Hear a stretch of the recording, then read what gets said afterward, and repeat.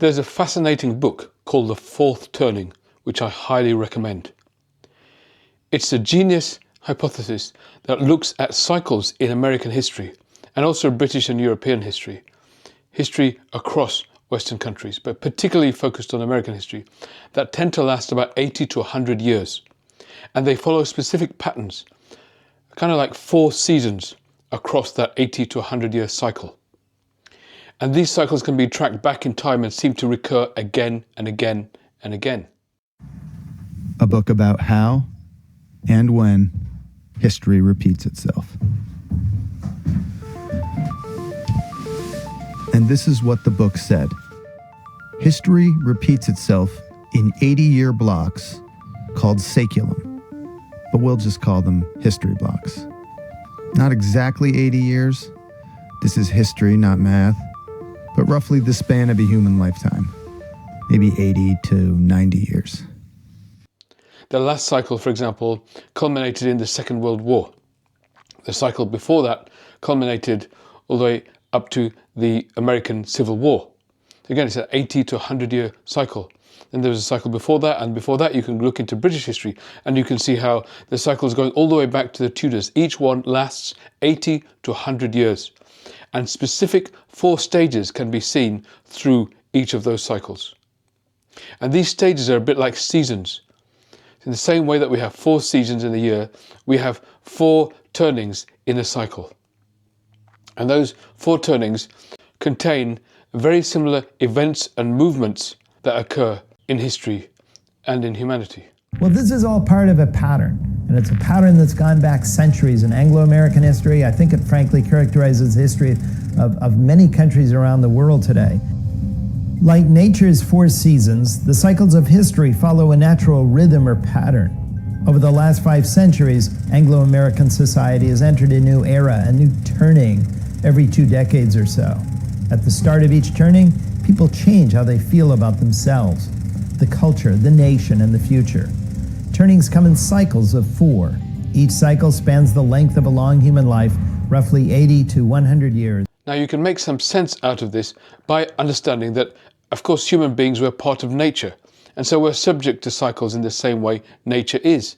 And there are cycles that we have ourselves, that we create as societies, that tend to recur in the same way that cycles occur within our own bodies, in terms of the day and night cycle and all sorts of hormonal cycles happening within us.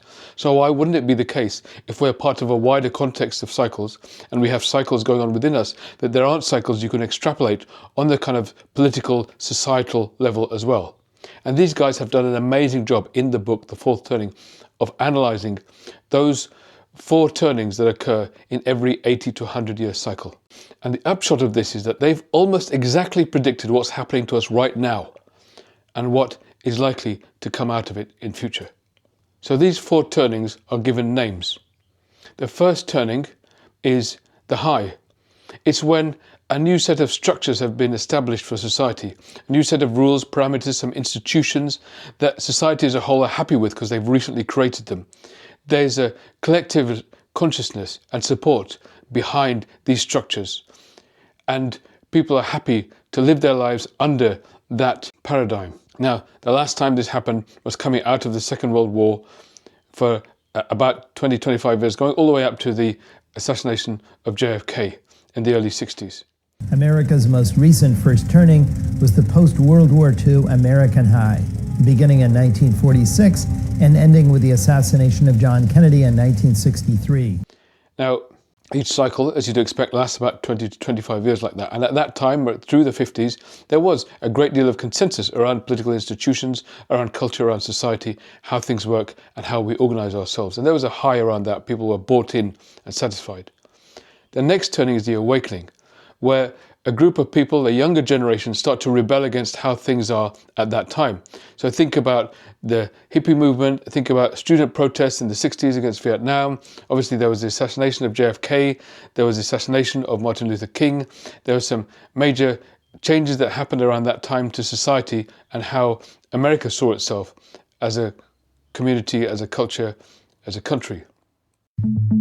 During the Awakening, we had Martin Luther King and the Civil Rights Movement, acid, Vietnam protests and Vietnam itself, the women's liberation movement, Stonewall and the gay rights movement, great movies, great music. This is when the first Macintosh computer came out. The Awakening is a time of increasing individualism.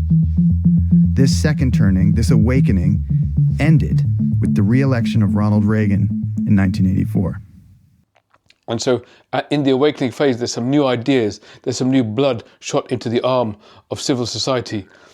There's a questioning of how the old order existed and some ideas around what new possibilities might emerge as a result. After that, you have the unraveling. So those people who were coming of age during the previous awakening now are becoming adults. So in this cycle, we're talking about the baby boomers. And now they're becoming adults in the 80s and onwards. And we see the Reagan Revolution. We see a complete unraveling of a lot of the way society used to work before to a shift in the paradigm towards a more individualistic culture, a move away from government and government solutions, different ideas around the social contract and the way people relate to each other, the way spirituality, religion, marriage, relationships exist. That was called the unraveling, i.e. it's quite a rapid unfurling of the original consensus that existed back in the high 2 turnings ago. So that third turning is called the unraveling, and as I say, it started around the time of Reagan in the 80s and took us all the way up to around the financial crash in the 2008.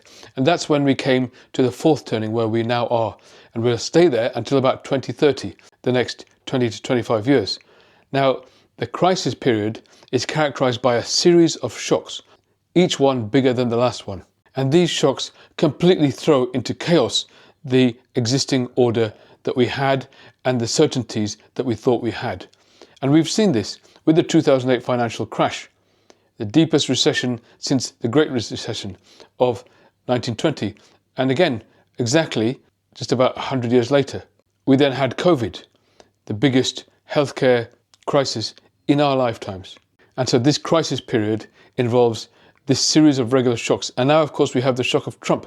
And what they predict in the fourth turning is that this last turning will culminate in some great chaos and calamity coming up to 2030. Now, they wrote this book many years ago, and now they did an updated version. But what they predicted is that things will build all the way up to 2030. A fascinating fact about this book is that it was written during the last third turning, published in 1997. But the book predicts now, what's happening now in this fourth turning. And what's happening now is right on schedule.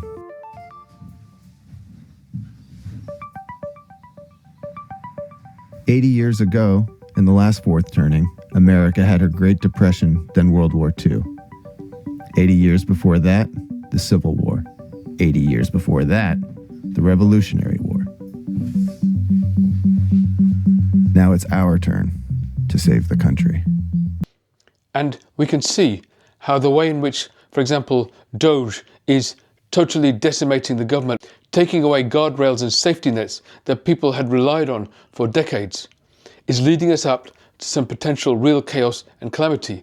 Air traffic controllers and transportation safety personnel being laid off en masse. People who are there to protect the nuclear arsenal being laid off en masse. And some being brought back, some not. People responsible for responding to natural disasters also being laid off, and these agencies being decimated. And then, of course, healthcare agencies that are there to protect us from all sorts of healthcare threats, provide treatment, to monitor emergencies, to respond rapidly, and to develop treatments and provide research are virtually being abolished right now. For example, there are meetings supposed to be happening right now, I know this in my own business, about the coming winter flu virus. Every year around spring, meetings start to happen in countries all around the world to look at what strains might be emerging for the flu pandemic that happens every year. And of course, vaccines then get created in time for when that flu pandemic hits so that we can mitigate the impact of it. Those meetings have been cancelled in the US. The global community is tearing their hair out. They're left wondering, will the US even participate in the next round of vaccines for flu? So all sorts of things, and that's just one example of many dozens of examples of malfeasance that's going on a major level across the US. And so we are, it appears, building up to some terrible things that might well happen. Now, I have to say, it is something that we're all worried about, and channels like this can give us a space to share and air that concern and that anxiety. But at the same time, what's wonderful to see is the way we're supporting each other. And I'm so proud of this community that's building in the way that people are able to share how they feel or some experiences they've had previously in their lives, in their childhoods, in their backgrounds, and other people giving them support, giving them love, giving them connection, and hearing and supporting each other. That's a wonderful thing about this channel. The other thing I hope to bring is some hope through this channel, because one of the things that it says in the fourth turning is that although it is a period of genuine destruction, and it happens once every 80 to 100 years, roughly a human lifespan, at the same time we see a process of regeneration and revival, where new ideas start taking shape, where a new possible consensus starts to emerge, where a new way of being, of living, of organising starts to form. And that gets us ready for the next phase that starts after the crisis period, which is a whole new cycle starting again with the period of the high, where these new institutions are brought into, and there's a collective sigh of relief and gratitude for a new way of being, of living, and of organising. Well, in our paradigm, America has entered the fourth turning. What can we say about fourth turnings? Each turning lasts around 22 years, so this turning is going to last until about the year 2030. So we're not quite halfway through yet. Now, this is the winter of history. It's a time of creative destruction of public institutions. We're going to radically change, ultimately, when we get out the other end of this thing, our politics, our economics, our sense of what we need in terms of public infrastructure around our lives. And very much of that is going to be shaped by the values and aspirations of the rising millennial generation. And I truly believe that those things are coming into sight. I truly believe that we are beginning to appreciate how our current system of democracy is not deep enough. We need to deepen it further. If we just rely on voting once every 4 years, this isn't going to survive. Eventually, somebody like Trump will abolish it altogether, and that has happened throughout history in different countries. And it will happen again here. The only way we can secure our future is by all participating in the governing process. And for the first time, we can do that using AI, where people can start to feed in to a system to, for example, respond to new initiatives and policies and give feedback around opinions on these things and what might change, what amendments might be made. Therefore, we all engage on an ongoing basis, and then those recommendations are then sent to politicians to enact, or at least for us to hold them accountable in terms of whether or not they have enacted those things we've all participated in. It has to be open source. It has to be available for all people to see so we can know what it's about. It's not developed by corporations. It's not made for profit.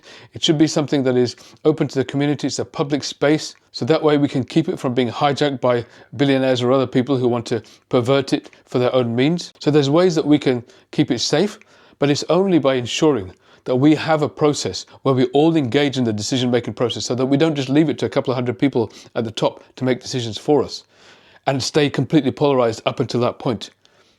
It's only if we start coming together and debating and deciding ourselves that we can get through this and form a new paradigm in which actually we're collectively governing ourselves. And yes, we'll still have political structures and leaders, but at least we'll all be playing our part, and that will make the decisions safer and the future more governable and amicable too. That is what I believe will, I hope, eventually come out of this fourth turning, or something like that, where it's a deepening of our democracy in some way. Because that clearly is the only antidote to Trump and Musk and all these oligarchs who have hijacked our government right now. So I highly recommend the book, The Fourth Turning, and in that, as I say, you will see those 4 seasons that we have passed through on our way to this crisis we're in now, and the way in which this crisis is going to escalate, but there is hope, there are seeds of a possible future that will emerge from it. It's important, therefore, that in this time we are there for each other, to support each other, and to stay connected. And I'm going to continue making videos through the whole of this journey that we are clearly all on together. Thank you for watching my video. I'm a psychiatrist. I'm also interested in philosophy and public policy and politics. And I aim to make a number of videos about these subjects, and particularly the intersection between them. If you're able to like and subscribe to this channel, then it'll really help, and also put in some comments whenever you can. That'll really help the algorithm. It'll really help promote this channel to other people. Now, beyond that, we are all, unfortunately, at the behest of a very small number of people who seem to run everything these days. And we or all at the whim of a tech oligarch who could decide tomorrow to end a channel like this because it's not in their favor. And because of that, I've set up a kind of email newsletter, which you can subscribe to. At the top of the channel, you'll see a web address. Please go there and subscribe to my newsletter. That way you can stay in touch with the videos I'm making. At least we can keep the content flowing. So I hope you can do that. And I hope we can keep talking and also gain clarity, not just about what's happening right now, but how we can get through this, how we can improve things to make a better tomorrow together. Thank you.